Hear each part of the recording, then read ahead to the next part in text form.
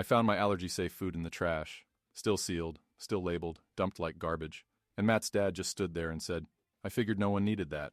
But the worst part? Linda was waiting with a special cheesy dish and a smile. Every time I show up at one of Matt's family gatherings, I brace myself like I'm walking into an open mic night for passive aggression. There's the usual lineup: paper plates, potato salad, someone arguing over grill technique, and Linda, my mother-in-law, hovering like a judgmental hawk over a casserole dish. I try to keep things light, polite. I smile.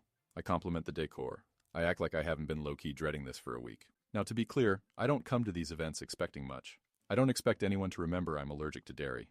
Not just I'll get bloated allergic, but will stop breathing if I eat the wrong dip allergic. I don't expect them to cater to me. I don't need fanfare. All I need is one safe container of food I bring myself, and for everyone to pretend for 2 hours like I'm not the most high-maintenance person in the zip code. I'd made a roasted veggie quinoa bowl the night before. No dairy, no nonsense. Packed it in a clear container with my name taped to the lid like I was headed to kindergarten. It wasn't exciting, but it wouldn't kill me, which, is kind of my baseline goal when it comes to dinner. Matt and I get to the barbecue and things seem normal. Loud, chaotic, smelling vaguely of sunscreen and hot dogs. I slide my food into the fridge, make a note of which shelf it's on, and go back outside to make small talk with people who still call me Matt's wife, like we've only just met. 20 minutes later, I go back in, open the fridge, and it's gone. Like gone. Not moved, not accidentally served, just not there. I open and close the door twice, like maybe I blinked wrong. I check the counters, the cooler by the drinks, even the microwave for some reason, and then I check the trash. That's when I see it. My container, still sealed. Right there on top of crumpled napkins and an abandoned corncob. And standing next to it, making zero effort to look sorry, is Matt's dad. "I figured no one needed that," he says, like he's done me a favor. I'm too stunned to even reply. My brain is already scanning for a backup plan. Maybe I can just drink soda until we leave. Maybe I'll sneak out and grab fast food. And then Linda's voice cuts through the yard, sing-song sweet. "Emily, I made something special just for you." She's holding a bowl of steaming pasta, and I know before she even says it that it's full of cheese. Smiling, waiting. What I don't know, what I won't find out until hours later, is that she didn't just forget about my allergy. She tested it, on purpose. Matt didn't speak the entire drive home. His knuckles were white on the steering wheel, and every few minutes he'd exhale like he was trying not to scream. I didn't say anything either. My throat was too tight and my stomach was doing somersaults. Not from the allergy, thank God, but from something that felt worse. Like betrayal, rubbed raw. He pulled into the driveway, killed the engine, and just sat there, staring out the windshield. "I'm going to check the camera," he finally muttered. I didn't even know which one he meant. The doorbell? The garage? We'd installed a few after a string of break-ins last year. I never thought we'd be using them to catch his parents.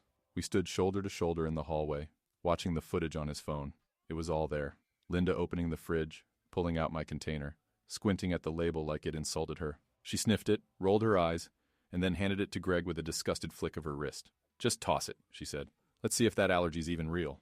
Let's see if that allergy's even real." Matt didn't say a word. He just walked into the kitchen and slammed his fist into the cabinet door so hard it cracked. I've seen him angry before.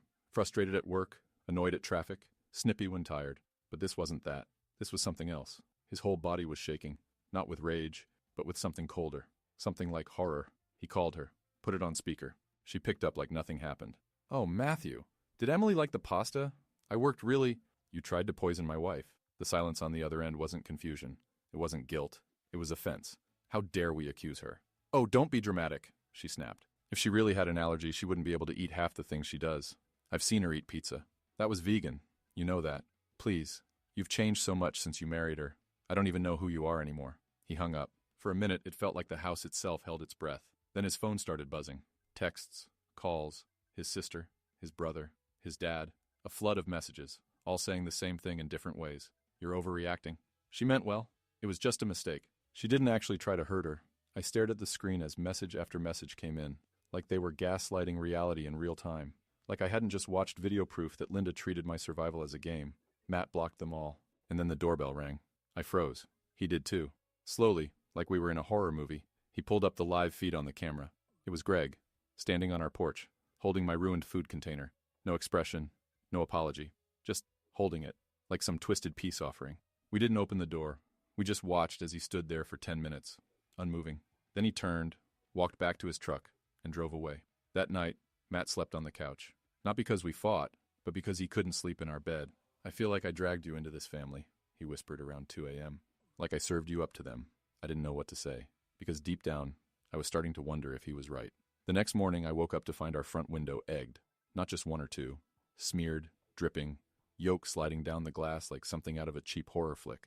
Someone had scrawled the word liar on the windshield of Matt's car with what looked like red lipstick. I knew right then they were escalating. Matt was pacing the living room barefoot, phone in one hand, the other fisted in his hair. "It was them," he said before I even asked. "My dad called me last night. Said we owe the family an apology for causing drama.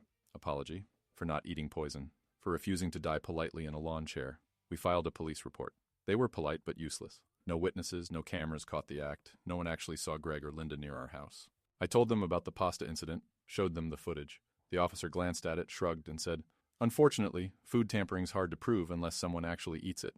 Translation, unless you're dead, we're not doing a thing." Matt was spiraling. Every message from his siblings chipped away at him. His sister blocked him after he refused to make peace. His brother called me a manipulative liar in the family group chat and sent a screenshot of a Google article titled, "Psychosomatic Food Allergies." I wasn't eating. I couldn't. Every time I looked at food, I thought of Linda's smug smile. I started losing weight. I looked sick. My coworkers asked if I was okay. I told them I was just tired. And then Matt came home early from work one afternoon, shaking, pale, holding a manila envelope. It was from his parents. Inside were printed photos. Me on our porch taking out the trash. Me at the grocery store. Me in my car. No notes, no threats, just surveillance. Matt flipped through them with shaking hands.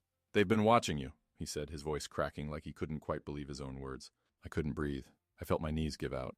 My world narrowed to a ringing in my ears, and the sound of my own heart pounding like a drum. This wasn't just harassment anymore. This was obsession. This was control. This was a family so threatened by boundaries they'd rather unravel completely than accept them. We got a restraining order, or tried to. Linda showed up to the hearing dressed like she was going to brunch, all pearls and pastel. She cried on the stand, said I was alienating her baby, said she just wanted to be close. She told the judge she loved me like a daughter and was only trying to help me overcome my fear. The judge was old school. White hair, impatient sighs. He denied the order, said it was a family matter. A family matter. Matt didn't come home that night. He called from a motel, said he needed space, said he needed to think, and suddenly, I was alone. In a house full of broken windows, dead cameras, and ghosts that wore pearls and smiled like saints while they sharpened their knives. The morning after the court hearing, I stared at our kitchen table like it had betrayed me. One of the chair legs was still crooked from when Matt kicked it last week. There were coffee rings on the surface. It smelled faintly of lemon cleaner and defeat. I sat there alone, clutching a mug I wasn't drinking from, wondering how the hell we got from "welcome to the family" to "your in-laws are probably stalking you." My phone buzzed. I didn't want to look, but I did. It was a message from an unknown number. "You really should smile more. You looked so angry at the hearing." I dropped the phone. Not metaphorically. I literally dropped it. The sound made the dog next door start barking. I picked it up with shaking hands, took a screenshot, sent it to Matt, who still wasn't home. He didn't reply. Instead, I got a call from Heather, Matt's sister, the one who called crying right after the video. Her voice was a sharp whisper, like she was afraid her own walls might be listening. "Emily, I need to talk to you. Alone, please." Against every screaming nerve in my body, I agreed. We met at a diner 20 minutes outside town, the kind of place where the booths are sticky and the waitresses call you hon. Heather looked wrecked. Puffy eyes, too much foundation, like she'd been crying for days and decided to spackle over the evidence. She didn't order anything, just sat down, grabbed my wrist and said, "They're planning something." My stomach flipped. "What do you mean?" "I mean Mom and Dad. They think you're manipulating Matt. They think he's having some kind of breakdown. They've been talking about getting power of attorney, about proving he's mentally unstable." I laughed. It wasn't a happy sound. "Because he married someone who won't eat their lasagna?" Heather didn't smile. "They think you're isolating him, that you've poisoned him against the family. Dad's been talking to a lawyer. They want to intervene, like it's some kind of cult rescue mission." For a moment, I couldn't breathe. My brain was trying to play catch-up while also screaming every red alert it had. Heather slid a flash drive across the table. I copied messages, emails, voice memos. "I don't agree with them, Emily. I didn't sign up for this insanity. I didn't know what else to do." I took it, numb, muted. Heather left in a hurry like she was afraid she'd be seen with me. I drove home like a zombie, parked, didn't move, just sat there in my car, clutching the drive like it was a grenade with the pin pulled halfway out. Then I went inside, plugged it in, and hit play. The first audio file was Greg's voice, recorded on what sounded like a phone call. "If she disappears, he'll come back. He always comes back. We just have to make her leave. Scare her. Break her. Then we fix it." I ripped the flash drive out like it burned me. My hands were shaking. I wanted to scream, to cry, to throw something through a wall. But all I could do was sit there, staring at the blank screen, and realize one thing. They weren't just trying to discredit me. They were trying to erase me. Matt came home at 3 a.m., looking like he'd aged a decade in 2 days. He didn't knock. He didn't say anything. Just dropped his bag by the door and stood there, shoulders slumped, eyes dull.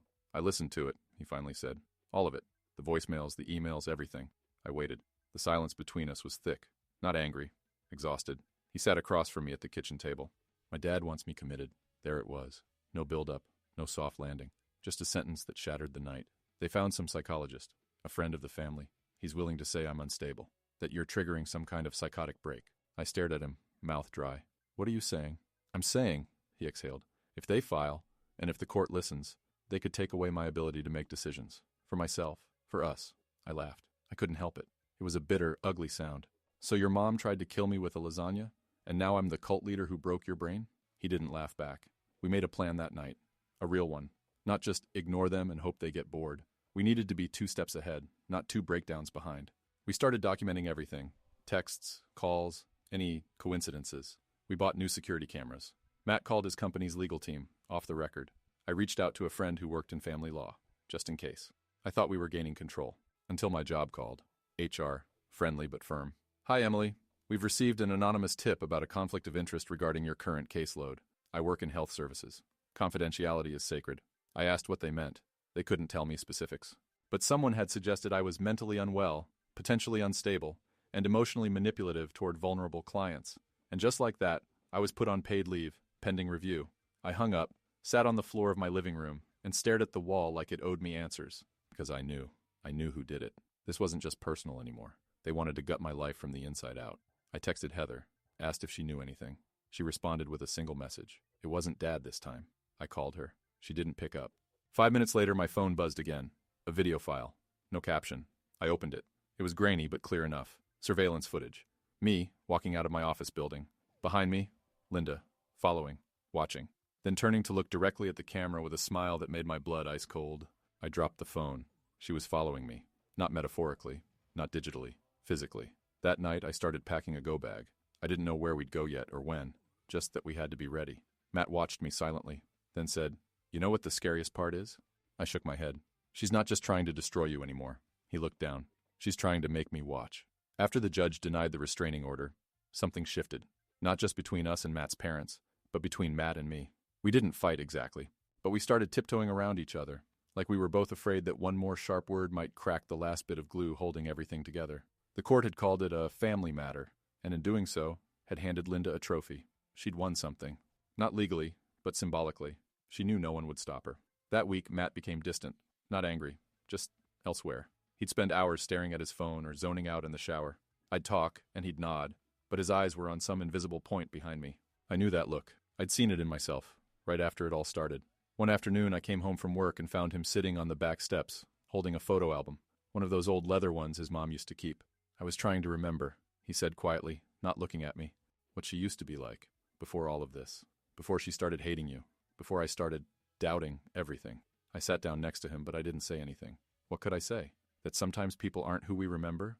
That sometimes they choose to stop being who they were? That night, we had dinner in silence. The next morning, I got a text from one of my coworkers. "Hey, just FYI, someone called HR about you. Said you were acting unstable. Don't worry, I shut it down, but heads up." I didn't even ask who it was. I knew. Of course I knew. Matt saw my face when I read it. "What now?" he asked. His voice was tired, not annoyed, just worn. I handed him my phone. He didn't flinch. Just set it down and said, "They're not going to stop, are they?" I didn't answer. We both knew the answer anyway. Later that week, Matt's dad emailed him. The subject line was one word, bridge. No message, just a photo attached. A blurry picture of a restaurant we used to go to, one town over. A place where Linda once made a scene because they put almond milk in her coffee by mistake and she claimed it tasted chemically. Matt stared at it for a long time. "I think they're trying to say they want to talk," he muttered. "Like, rebuild things." I let out a short, sharp laugh. "Right. Burn the house down, then send you a postcard." He didn't laugh. "I'm not saying I want to," he said. "I'm just saying, I don't know how this ends." Neither did I. Because the truth was, it didn't feel like we were dealing with parents anymore. It felt like we were dealing with ghosts of people who couldn't accept that their child had grown up, made choices, and wasn't theirs to control anymore. And ghosts don't argue. They haunt. We didn't go to the restaurant. Matt never replied to the email. He didn't block them either. Just let it sit there, unread, like a grenade with the pin half pulled. I watched him stare at it more than once, thumb hovering, eyes empty. I didn't push. I was too tired, and maybe, somewhere deep down, I was scared he'd answer. We tried to live like things were normal. We went grocery shopping. We cleaned the house. We even watched a dumb reality show and pretended to care about which stranger got a rose. But everything felt paper thin. We'd laugh, then fall silent, smile, then flinch at the sound of a text, like grief, but backwards, mourning something we hadn't even lost yet. And then came the voicemail. It was Sunday.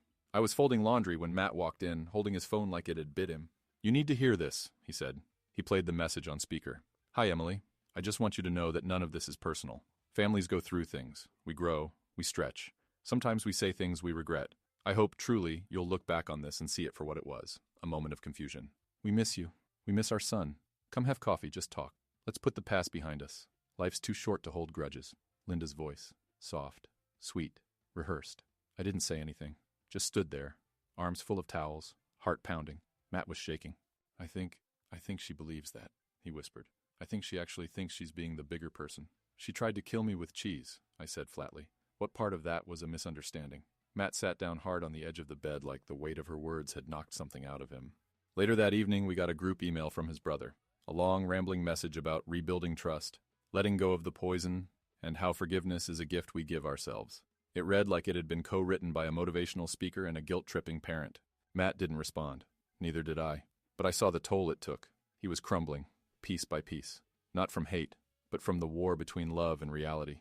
Between what he wanted to believe about his family and what they'd shown him again and again. That night, I asked him gently, "Do you want to talk to them?" He didn't answer right away. Then finally, "I don't know. I just know I want it to stop." And that hit harder than anything. Because sometimes the deepest form of manipulation doesn't come from yelling or violence.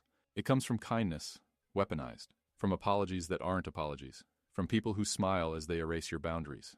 I went to bed that night knowing one thing for sure. They weren't trying to make peace. They were trying to rewrite the ending.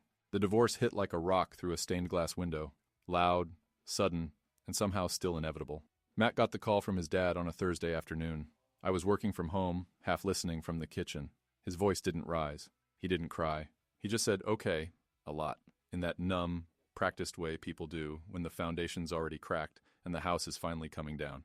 After he hung up, he stared at the wall for a full minute before saying, "They're getting divorced." I put down the dish towel. "What?" "Dad's leaving her. He says this family mess was the last straw. Says she crossed a line he can't unsee." I didn't know how to respond. I mean, part of me wanted to clap, throw confetti, bake a cake shaped like a broken wedding ring, but another part of me saw the way Matt's shoulders slumped, like this wasn't a victory, just more fallout. He said she's been lying to him, about a lot, for years. I sat across from him, quiet. Let him speak.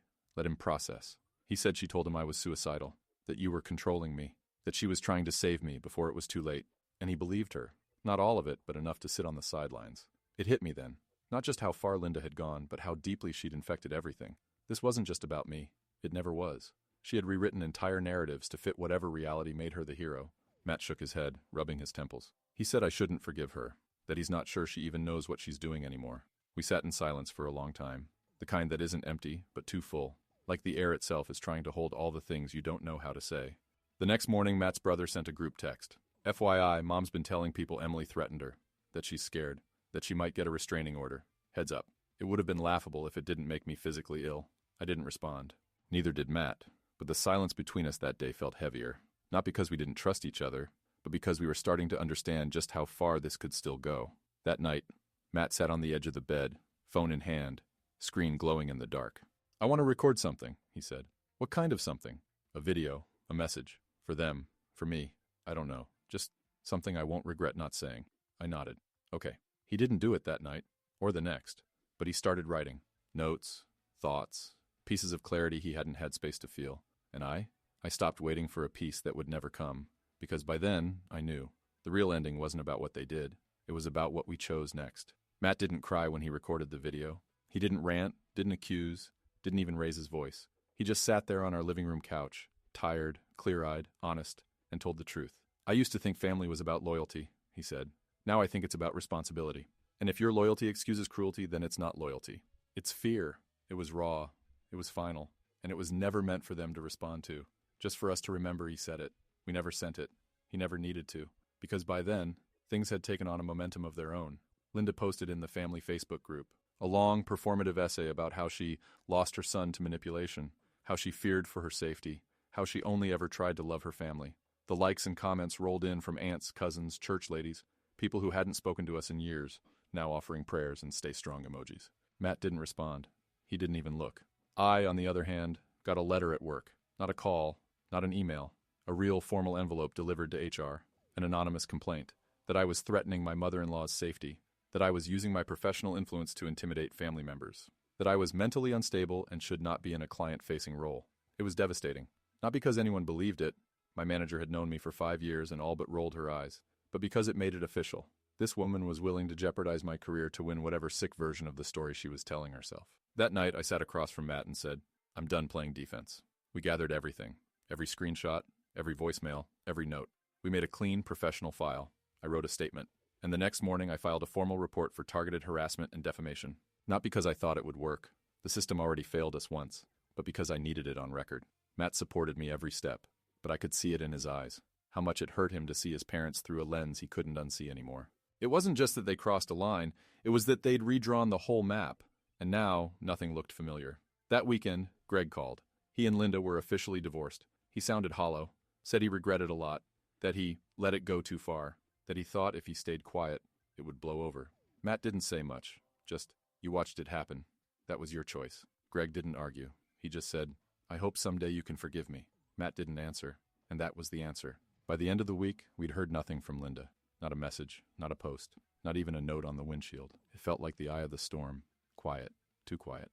And maybe that's why, when the final twist came, it hit so hard. It was an email. From Heather. Just 3 lines. There's something you don't know. She didn't act alone. Check your voicemail. I'm sorry. And just like that, everything we thought we understood about what happened cracked.